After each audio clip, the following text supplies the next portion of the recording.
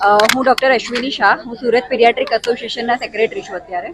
આજે Indian medical association દ્વારા કઈ રીતે રેલી કાઢવામાં આવી અને આનો ઉદ્દેશ્ય શું હતો? હા, તો આ જે કેસ આપણને બનાવ બન્યો છે જેને માટે આખો દેશ ઘણો દુઃખ અનુભવે છે.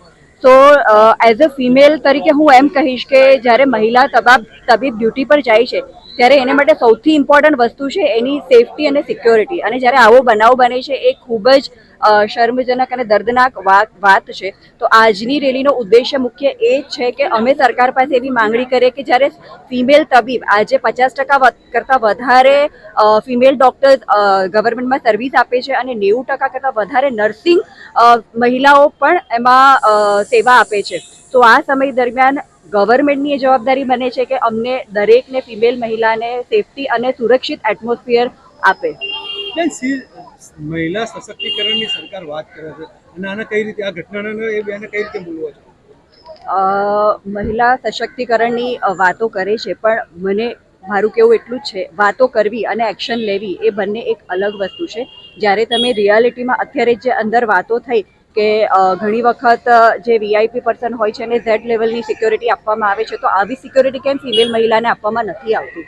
જ્યારે એ જે પણ એટમોસ્ફિયરમાં આજે જે મહિલા તબીબ ક્યાં તો કોઈ પણ નર્સિંગ સ્ટુડન્ટ જ્યારે એ કામ કરવા માટે આવે છે ત્યારે એ ભવિષ્યને સાકાર કરવા માટે આવે છે અને ઘણા બધા સપના લઈને આવે છે. અને જ્યારે આવી ઘટના કે આવો બનાવ બને છે એ સમય દરમિયાન એની અને એના ફેમિલીની પરિસ્થિતિ ખૂબ જ ખરાબ થઈ જાય છે. તો આ સમય દરમિયાન મારું એવું કહેવું છે કે જ્યારે તમે ફિમેલને સેફ અને સુરક્ષિત એટમોસ્ફિયર આપો છો તો એની જે કામ કરવાની ક્ષમતા છે એ બમણી થઈ જાય છે. તો તમે એ વસ્તુ ખાલી વાતો કરવાની જગ્યાએ એ વસ્તુ કરીને બતાવો તો વધારે સારું છે.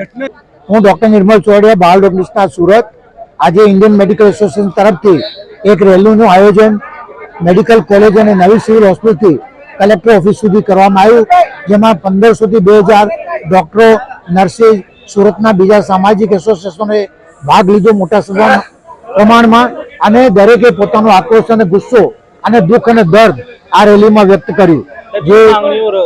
અને માંગણી એ જ છે કે પહેલી વસ્તુ, પીડિતાની સાથે જે વસ્તુ બની, જે ઘટના બની, એના પરિવારને જેમ મને તેમ જલ્દી ન્યાય મળે અને ભવિષ્યમાં આવી ઘટના નહીં બને એના માટે સરકાર પૂરેપૂરી સુરક્ષા દરેક આરોગ્ય કર્મીને પ્રોવાઈડ કરે, એ અમારી માંગણી છે.